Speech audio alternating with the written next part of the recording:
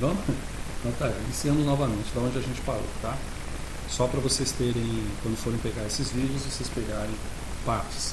Eu nunca vou encerrar um vídeo como se fosse uma propaganda, um capítulo de novela que é uma propaganda minha. A gente encerra um determinado assunto e aí a gente retoma o vídeo com um assunto ligeiramente diferente, tá? Concatenado, mas assim, ligeiramente diferente. Então veja, a gente vai estudar daqui para frente esses processos de equilíbrio. Então nós vamos pegar reações dessa natureza aqui, ó. A gente vai pegar reações, por exemplo, como que a glicose é formada nas células ou como a glicose é desconstruída pelas células, num processo que a gente pode colocar bem gordão aqui, como sendo um processo denominado metabolismo. Tá? Metabolismo.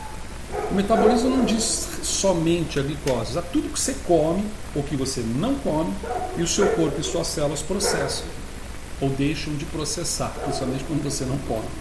Tá bem?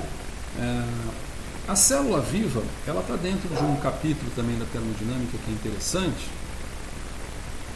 porque como a gente tinha colocado, ela é considerada um sistema, correto? A gente viu que ela é considerada um sistema.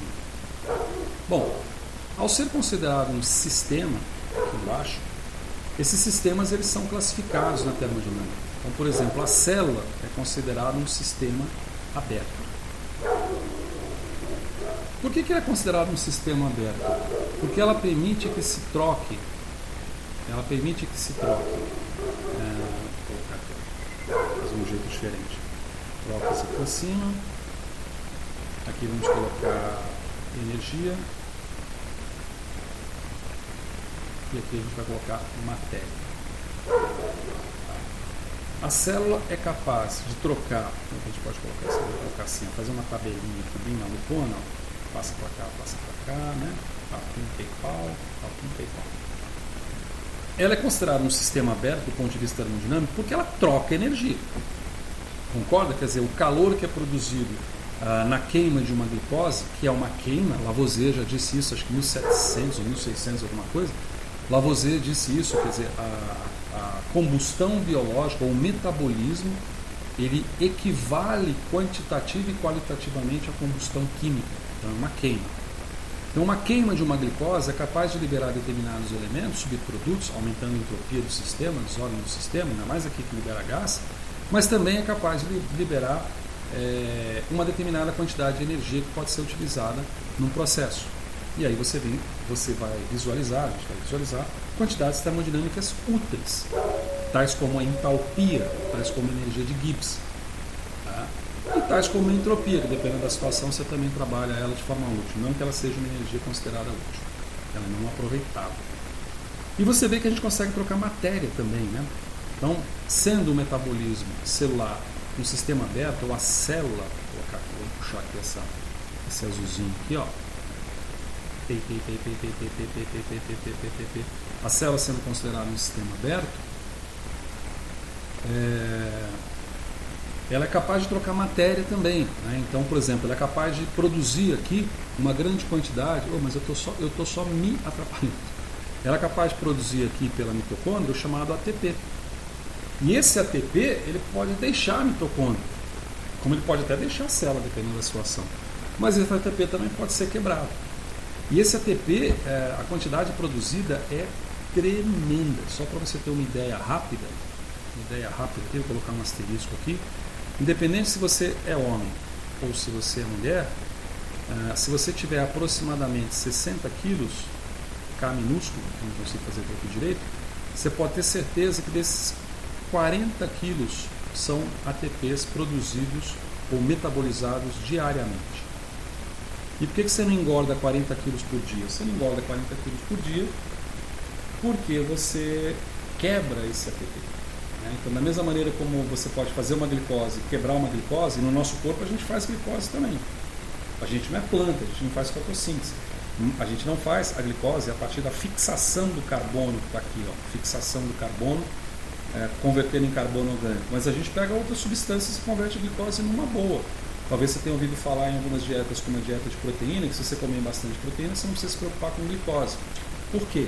Não porque você não precisa de glicose, muito antes pelo contrário, o seu cérebro é dependente químico de glicose.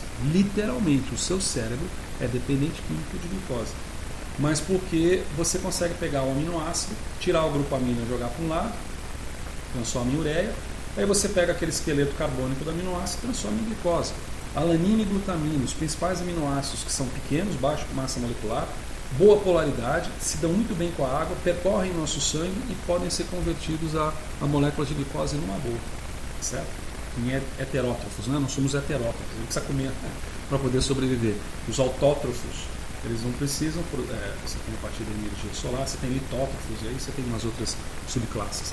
Mas o que eu queria dizer era isso, quer dizer, a quantidade maciça de ATP que a gente produz e a gente consome durante o dia. A gente consome, por exemplo, na forma daquelas proteínas de membrana chamadas de bombas de sódio e potássio. Mais de 2/3 do ATP fica lá. Simplesmente ele é utilizado para que essas proteínas funcionem jogando 3 moléculas de sódio para fora e puxando 2 íons de potássio para dentro. Isso dá uma diferença elétrica de potencial de membrana que dá atividade elétrica para a célula, grosseiramente falando. Então aí você tem um sistema aberto, bem do bonitinho. Tá? Esse sistema aberto tem até uma subclassificação, por exemplo, a troca de matéria.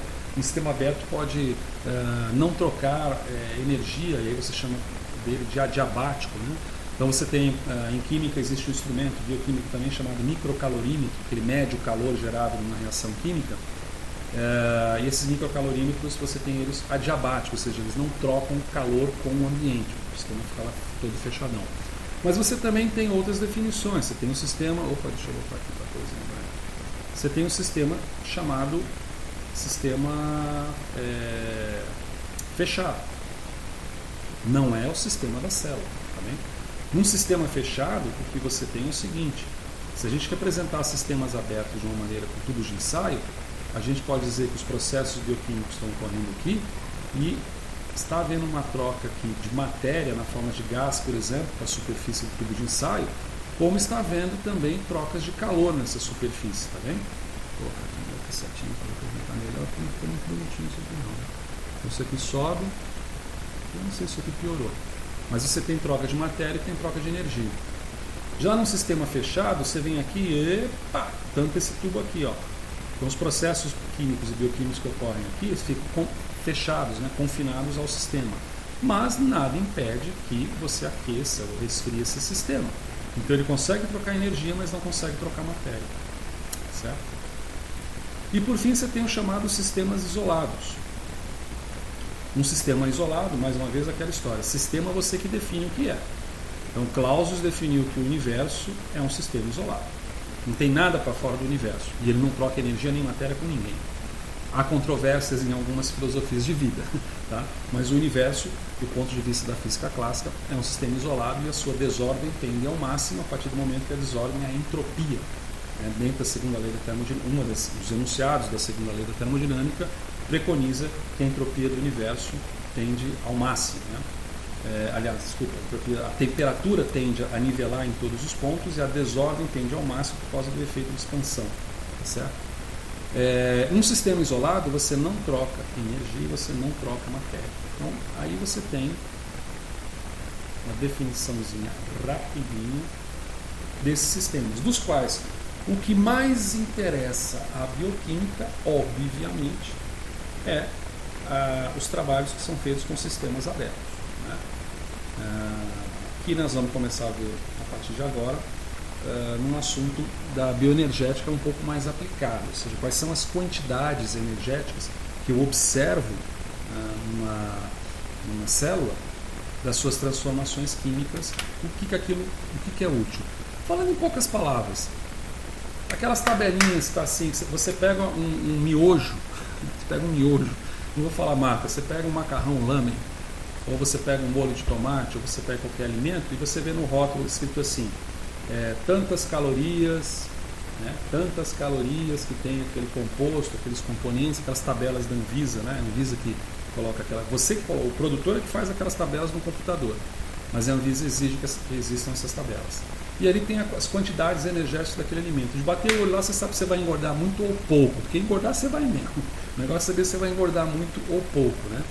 Aí compara lá manteiga, margarina, requeijão, pega requeijão pra você ver, parece uma coisa levinha, e na hora que você olha o rótulo, É isso que interessa para a gente na disciplina da bioquímica, é trabalhar com essas energias que estão ali na forma de calorias e como que as reações químicas, biológicas ocorrem no corpo da gente, transformando açúcares, gorduras, aminoácidos, ácidos nucleicos, numa parafernália metabólica que permite que nós vimos sempre a nos desenvolver sistemicamente, melhorando, reduzindo a nossa entropia até uma certa idade, claro, ao mesmo tempo que nós desorganizamos o ambiente do ponto de vista termodinâmico, certo? Então eu vou deixar esse vídeo que eu acho que foi até um pouco mais rápido e a gente vai iniciar um outro, mas aí eu vou ter que usar um outro quadro também.